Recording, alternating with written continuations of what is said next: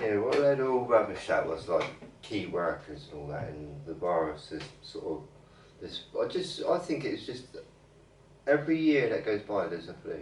Okay. Yeah, of course, yeah. It has been for years. For years, yeah. And to be honest, I've noticed it in the doctors, right? Sort of, say about 20 years ago when I went in there, they started putting these flu jabs out, every winter, and I just noticed it's been getting a bit more commercial, Yeah. in a kind of way, Yeah, promoted. Yeah, and then, you had that shutdown, like, it's a big, somebody's got the button to do this, like, just like they got the button to press the nuclear, button to put the nuclear bomb up. And what's funny too is that you had a few different pharmaceutical companies that actually patented their vaccines before the virus, before it even was talked about or probably spoken about. Probably. So about 6 months to a year before it all happened, you had these three different companies, very large companies that won't disclose names, but they patented their jab, So it makes life more difficult, doesn't it? Sort of like this shutdown, for goodness sake, you know what I mean? I expect a lot of people just died in shock. Not of any virus, you know what I mean? Just died in shock that they couldn't go to their favourite shops anymore, or shop like normal, be like normal, And I think it affected people in different ways, depending who you are, or depending what you do for a living, To me, my life, it made I felt it made my life better. Honestly, because I'm not a car lover, like I told you, and I've noticed it being a bit quieter since. There weren't any airplanes, was there, the first year? So I just feel like it's been, a little bit more peaceful. I quite enjoyed when the shutdown happened, seeing mothers with their children, fathers with their children again, not going to school. And I thought that was really nice to see. Yeah. And as you said earlier on, children do bring happiness, Of course. And when they're locked in school every day, the village doesn't see them during the day, children much, they're all gone. Yeah. And it's like the happiness is gone, people don't see children playing around during the daytime, unless it's the weekend. On Sunday maybe, or sometimes, it's changed our world, schools, it's separated the children, if you ask me, I think that, I look at schools like little cages. And we take our children to school, and then they go in a little gate, a fence gate, and it's like a little prison. You say goodbye for the afternoon and the morning, until you see them in the evening again, and you're allowed to be with them. And it's a bit like that, and it's. I feel like it, in a kind of way, it's made life. It's changed life to what it used to be like. I think life changes every decade a little bit. Even families. Right? I mean, I watched a documentary about it, and we don't realise it, but families are even changing today. Correct. You're very right in that regard. Yeah. We change. I mean, like I say, if you look at us 100 years ago, we've changed a great deal in that time, in a lot of ways. Today we can connect to who we want to, or our friends have got maybe mobiles, and we can keep in touch basically. Where 100 years ago people did not have that at all, that technology. It just didn't exist. So I think like the human race has completely changed in a big way in 100 years. Even in 100 years, it's changed a lot. And I feel like we're lucky because today today is the most futuristic day ever, the oldest day ever. And we can see every event invention ever in a kind of way around us today. You know, whatever has been invented has been invented. Yeah. And less 100 years ago, not so many things were invented, if you see what I mean. And I feel like this generation coming up, they're going to look at what we've invented so far and take it a step further, if you see what I mean. Everything, like the computer, everything. Yeah. And that's what happens. Every generation that goes by, they take it 2 steps further, you know. And that's why we're going like a rocket now, you know. And you know, it's quite. I mean, I wish in the kind of way that I was brought up with the internet and computer. Yeah. I wish that it was invented when you were young, when you were younger. Yeah. You know, 58 years ago, but it wasn't. Yeah. You know, I think I started playing these little games when I was about 15. Beep beep. You know, like tennis games they were, and that was the first kind of computerized little sort of game, and it was fantastic. You know, and it was like.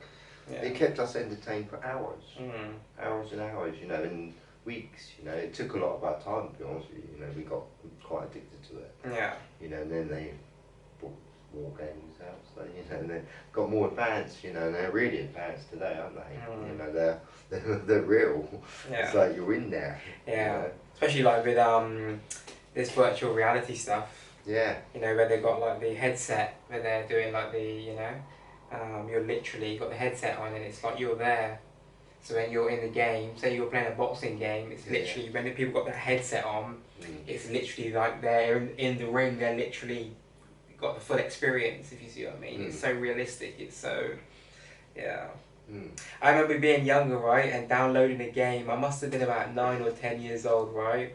No, maybe slightly older, probably about 11 or 12. And I remember downloading this game on the computer, and it took 3 days for this game to download. And then when I finally downloaded this game, I was able to play it, yeah. It played, and it was absolutely fine. But if you try to do anything else on the computer after that, because it took up so much space on the computer, if you see what I mean. Because obviously back then, you know what I mean, the computer didn't have much storage at all, if you see what I mean.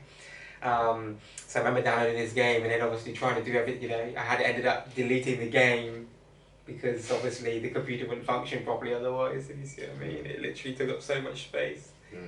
But yeah. I mean, I remember my computer, I mean, I think I did talk about it in one episode, but it was a really good computer, but it was only 1 gigabyte.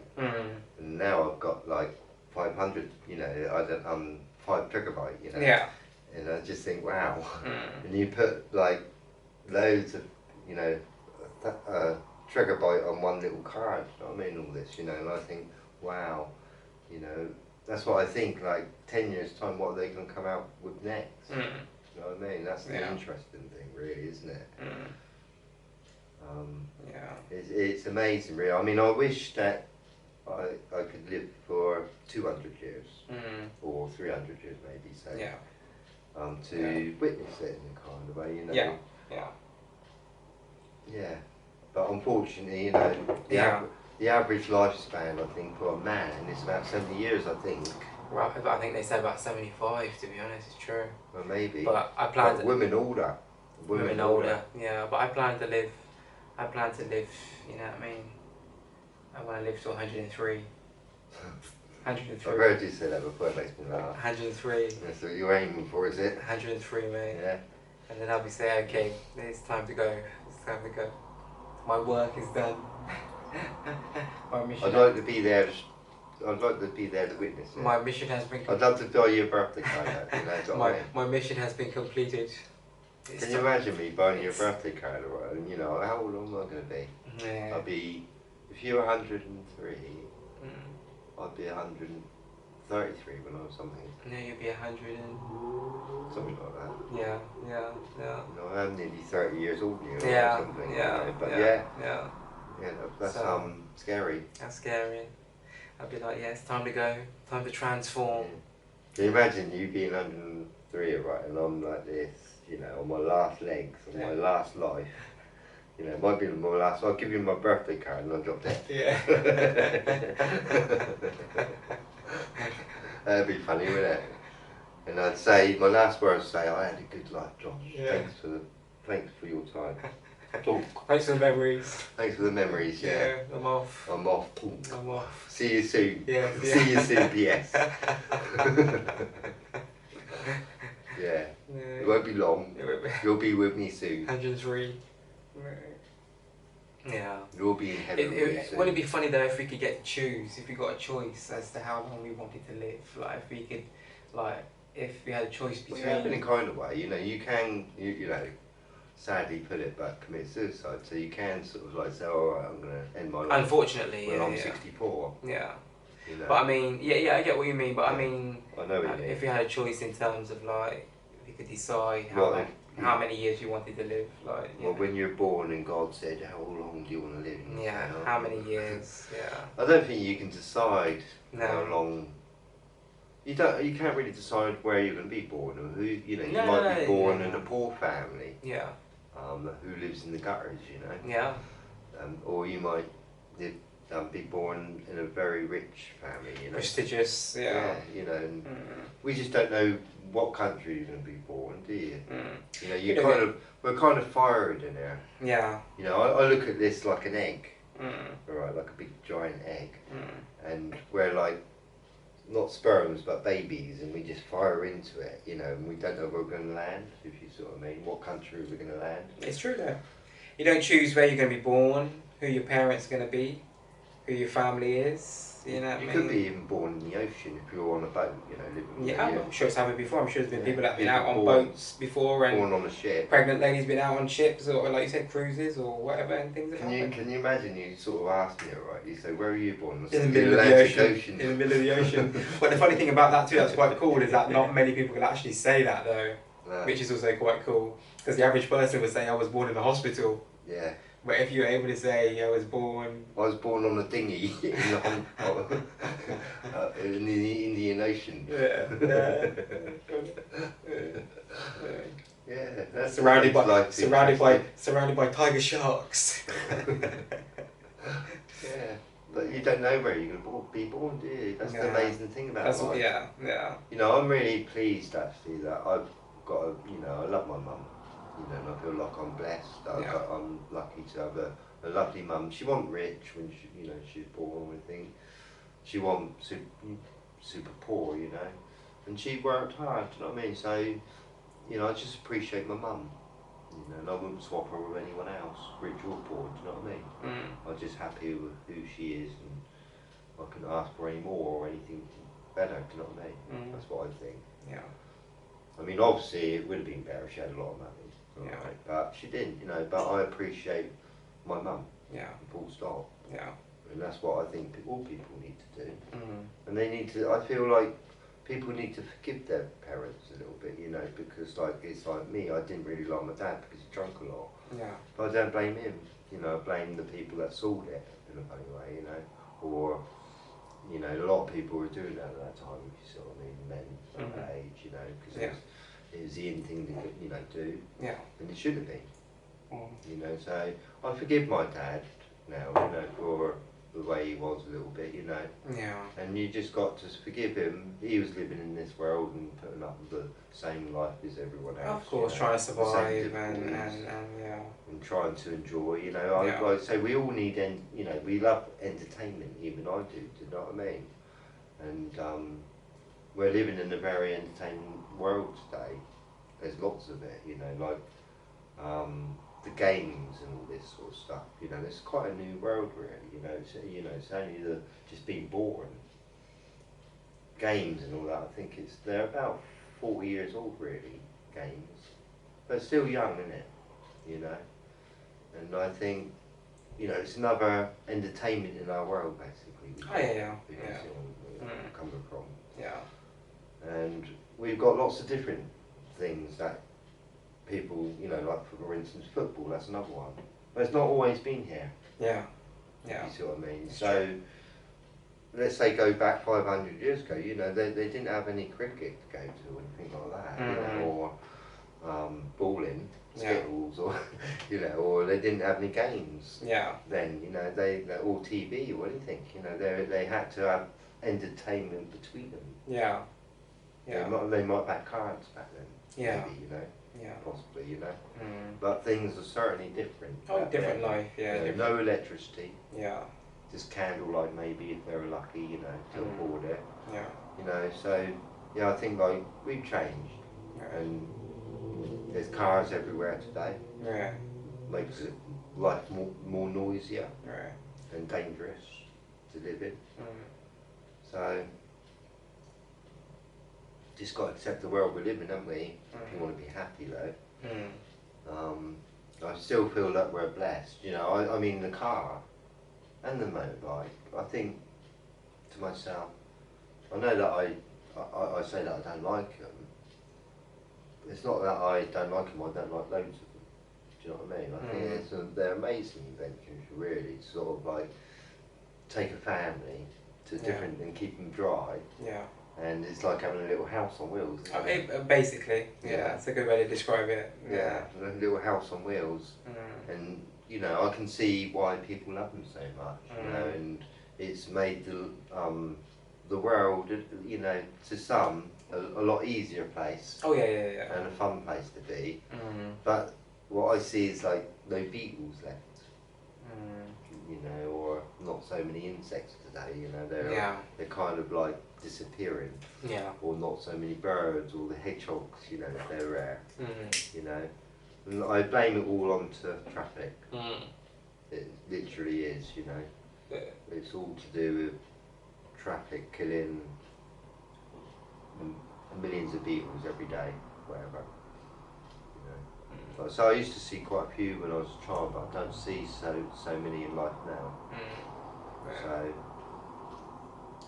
I mean, if that's the thing, when man comes up with a clever idea, it kind of goes against nature sometimes. I feel, and destroys it. Yeah, everyone a few hundred years ago used to, all the children anyway, they used to be looking at the insects and butterflies. But today there's none left, you know what I mean, and they're playing games. Yeah. You know, and that's the change of the world. But I think man does understand that through our practices and everything that we do, that we are destroying the world. Well, I think like humans are kind of like little monsters, if you ask me. You know, we need to be a little bit more mindful as to how, you know, like, okay, let's just look at oil spills in the ocean. The amount of oil spills they've had in the ocean in years of oil being transported across the sea.